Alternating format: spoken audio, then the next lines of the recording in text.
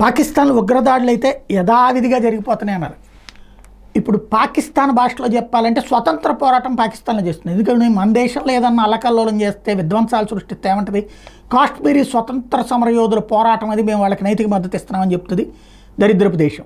ఇప్పుడు వాళ్ళ దేశంలో వాళ్ళ విషయంలో మనం ఆ మాట అంటలేదే. వాళ్ళ దేశంలో ప్రజల ప్రాణాలు తీస్తూ ఆయుధాలతో యుద్ధం చేసే ప్రతి ఒక్కదాన్ని మనం ఏమంటున్నాం, తీవ్రవాద చర్య అంటున్నాం.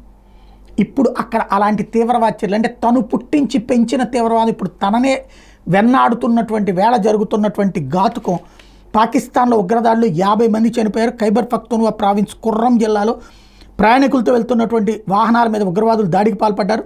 తాలిబాన్ల ప్రభావం ఉన్న ఆఫ్ఘనిస్తాన్ సరిహద్దులో జరిగిన ఈ మెరుపు దాడిలో 50 మంది చనిపోయారు, మరో 20 మంది గాయపడ్డారు. వీళ్ళలో చాలామంది షియా ముస్లిం వర్గీయులు ఉన్నారు. మృతుల్లో 8 మంది మహిళలు, 5 చిన్నారులు ఉన్నారు. ప్రయాణికులు పరాచినార్ నుంచి పెషావర్ వెళ్తుంటే మార్గ మధ్యలో ఉగ్రవాదులు అటకాయించి కాల్పులకు దిగబడ్డారు. స్థానిక మీడియా కథనాల ప్రకారం ఆ సమయంలో దాదాపు 200 వాహనాలు ఆ మార్గంలో వెళ్తున్నాయి. ఈ ప్రాంతంలో మెజార్టీ వర్గీయులైన సున్నీ ముస్లింలు, మైనార్టీలైన షియాల మధ్య గత కొన్ని నెలలుగా జరిగిన మతపరమైన ఘర్షణలో డజన్ల కొద్దీ జనం మృత్యువాతపడ్డారు. ఈ ఘర్షణల కారణంగా గత కొన్ని వారాలుగా మూసి ఉంచిన హైవేను వారం రోజుల కిందట తెరిచినట్టు అధికారులు చెప్పారు. అమాయక పౌరులు లక్ష్యంగా చేసుకోవడం దారుణమని పాకిస్తాన్ అధ్యక్షుడు ఆసిఫ్ అలీ జర్దారీ, ప్రధానమంత్రి షహబాజ్ షరీఫ్ ఉగ్రవాదుల దాడులను తీవ్రంగా ఖండించారు. ఇక్కడ భారతదేశంలో హిందూ మధ్యన చిచ్చు పెట్టే హిందువుల మీద ముస్లింలను రెచ్చగొడుతుంటే అక్కడ చివరికి ముస్లింలను 2 వర్గాల మధ్య సమరం కిందకు మార్చుకున్నారు. చెరపకురా చెడు అంటారు. ఎప్పటికన్నా ఆ దరిద్రులకు బుద్ధి వస్తే బాగుంటుంది.